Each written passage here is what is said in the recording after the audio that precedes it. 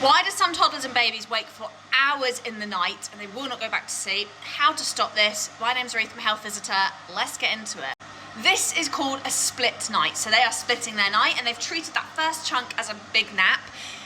They've likely not got melatonin, the sleep hormone, on their side anymore. So now they're awake, they can't get back to sleep, and they need a good enough wake window to then go back to sleep and finish the rest of their night. This usually happens due to something called undertiredness. Well, there's actually two reasons. Undertiredness and then usually development is another big reason for this. So first things first, with development, there's not a lot you can do. My youngest was partial to a split night, and then usually a new skill would appear, whether she was more, better at speaking or whatever, but it's usually a couple of nights and then that passes. If this isn't passing, it might be undertiredness.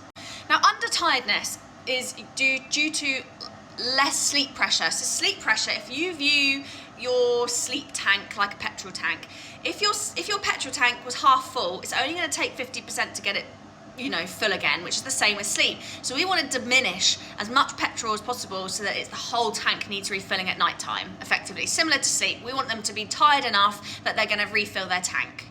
Otherwise, you see them going from 50% to 100 by 2 a.m. They're not tired enough, they've not got melatonin anymore on their side, so they're not tired enough to sleep the rest of the night. Sometimes you can see this with early rising as well, so if you want me to do a video on little ones rising early and how to stop that, comment below and I'll do one.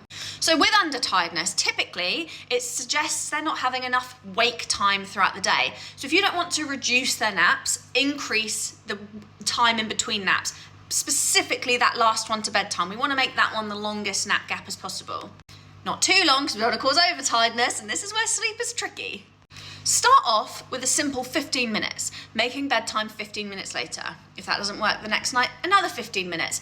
If your little one is getting older, heading to 2.5, maybe 3, and you are seeing them still having these split nights, it might suggest their naps do need capping or even stopping altogether. It just all depends. Every baby and toddler has an adult and child has different sleep needs. Some have high sleep needs, which require way more sleep. They don't need as much wake time in between, and they can go on and sleep well. And then we've got low sleep needs, who their naps impact their nighttime sleep, their wake times impact their nighttime sleep, and like my youngest, she is a very low sleep needs baby or child now.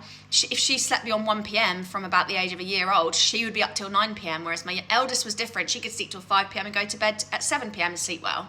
So have a look at those nap gaps, have a look at increasing bedtime. We also are a sucker for putting them down too early in this country. Undertiredness is the culprit for a lot of things, and overtiredness is usually used as the scapegoat, but they don't need as much sleep as we think.